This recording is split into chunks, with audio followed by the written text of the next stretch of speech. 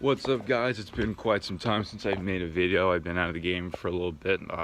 Had to deal with some things in personal life, and I had to get my career straight. Had to get things settled, and today we're gonna be making a little quick video on the overview of the JK right now. Last I made a video, and I had my WJ, and yeah. So today we're gonna be making a video of the JK that I bought in February of last year. So let's get started on that. So guys, this is the JK that I have now. It is awesome. I've done a couple modifications to it. Don't mind the tire and everything. It's just temporary right now.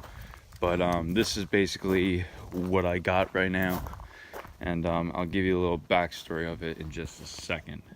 So basically the whole backstory of why I got this Jeep is because my WJ previously, from any of my past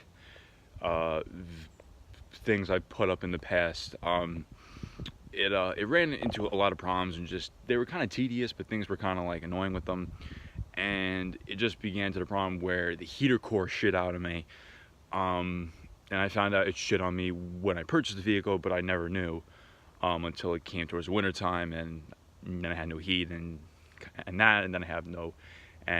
I had no front drive shaft, and I really didn't have a lot of things on the Jeep, and it was kind of like a, what's a nice term to put it, it wasn't really a good Jeep. So decided to search around a little bit, couldn't find anything, and then I came across this, and for a pretty fair price, and I got this. This is a 2013 JK Sport. It's base model. It's got roll windows, no power locks, and 6-speed manual. And the sticker price on this was about $16,900 with about 65,000 miles on it, and I couldn't really say no to it. It was everything I wanted in a Jeep. I wanted the soft top, the manual, the roll windows, no power locks. I wanted just base as it gets, cloth seats. I wanted the whole thing. So this is what it was, and I bought it completely bone stock. So the modifications that I've done to it now were just over time in the year span that I've had it. So let's get started on that right now. All right, guys, so as you see right here, I have a stubby front bumper. This was off my God, this was off eBay, along with the D-rings. The D-rings I tried to prime and paint, but as you see here, it's chipping really badly, so I'm gonna have to send those out to get powder coated ASAP. But this is steel with the removable pull bar on this as well, so it's not too shabby. I like it, but it's quite nice. And I like the whole stubby look on it, and everything looks good. It's not too pointed out, but you know, it's nice. So I got that. And then right here are the factory signal lights, but if you can kind of tell, it's chipping away. I vinyl wrapped this, but not really sure what happened. It's kind of chipping off over time, but it's gonna be a pain in the dick to come off. So there's that. Next up are these beautiful LED headlights. They are LED high beam and low beam, and let me tell you guys, from a stock Jeep headlight to these are night and day with seeing at night. And I highly recommend, if you are not planning on doing any sort of aftermarket things to the Jeep, at least upgrade your headlights. These things are absolutely amazing at night. I do not regret them whatsoever, and they are phenomenal. So next up are these fender flares. These are steel flares. And as you see here, I took out the inner fender as well, which I will be replacing them with a inner fender eventually, just not really on the things to do right away. These are the steel fenders. They're originally Smitty built, but these are off eBay as well. You'll see a lot of my parts are off eBay. It's not because I'm cheap, it's just because I like personally these things that I see on eBay. So these are the fender flares. I like these the most because they're small, they're more closer to the body, and it still gives that nice flared look, but not too much. So that's that. Oh yeah, and also I plasti dip the Jeep logo. As you can see, it's still in there a little bit. And I did like 2 coats of glossifier, just so it gives it a little more of a shiny look. So it's not too bad, but that's just something small. And also, I don't know if you can really see, you might be able to see just a little bit. There was a star right here that I took off. It was a sticker, and it just didn't really look too good. So that's that. So let's go towards the back now. All right, guys. So in the back now, as you see, we have a totally different view here. We have these LED tail lights. I'm sorry, it's been quite crappy here in New York. So there's been salt on the road, so that's why I like, it's a mess right now. But so I have these LED tail lights. I like these a lot compared to a lot of the other tail lights they have out there. Probably going to be switching to rear corner panel to a round tail light in a couple months, but for now I like these. They are awesome looking, and it's a new look compared to stock taillights. So that's that. And as you're here, I painted these as well. Again, it's all dirty, don't mind it, but I did a red splatter on them, and I took them off obviously, and I did all that, and and you'll see the reasoning why I did that in a little bit.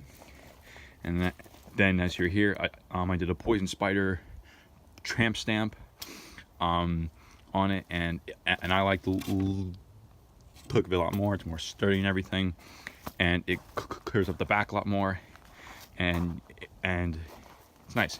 And then right here is the JCR bottle opener. I'm gonna tell you guys one thing: I do not recommend this whatsoever. And the reason being is because I thought I was the only person who couldn't do it, but you can't open a bottle with this actually, and it's not upside down because I previously had it the other way, and I still couldn't do it. And then I looked it up online, and apparently I wasn't the only one. These don't work. I'm not sure why, but it was a big waste of I think $30, and that's that. But that's mainly for the outside. It's on stock height, no lift. I have a lift tires, and I have lift tires, wheels, and a track bar in my room that actually I have to wait to put on. The wheels are just going to be my stock wheels with a set of 37-inch terrain tires that I'll show in a little bit. But nothing really much on the outside, just kind of the more like small shit for now, and then the more larger stuff I'll be installing in about a month or so. So stay tuned for that. So let's go into the inside of this, and let's see the inside. All right, guys, so we're inside, so don't mind the mess of everything right now. I haven't really gotten time to clean it or anything, but so this is a Jeep. I took off the padding on all of this, took it all off, and I actually took out the back seat, and don't mind and doing this. So I took off the padding on the inside, and I actually took out the carpeting, and I sprayed the inside of the back seat with some bed liner. I recommend that as well. It's awesome. I love it. So back to the front. So this is why I did that pattern. I did a black paint with the red speckle, whatever you want to call it. It came out really good. I saw it off a buddy off Instagram that had his black with gold, and it came out really good, and I liked it. So I decided to go with the red and black pattern. And like I said, I mean this is very base model with cloth seats and everything, and it's 6-speed everything. It's really awesome. I highly recommend buying the 6-speed. My girlfriend has the 3.8 automatic, but regardless of it being the 3.8, just the manual is so much more fun. It's my first manual car, and I loved it. It's really awesome. And like I said, it's a mess right now, so don't mind me. But the inside really just has this. Let me focus on that.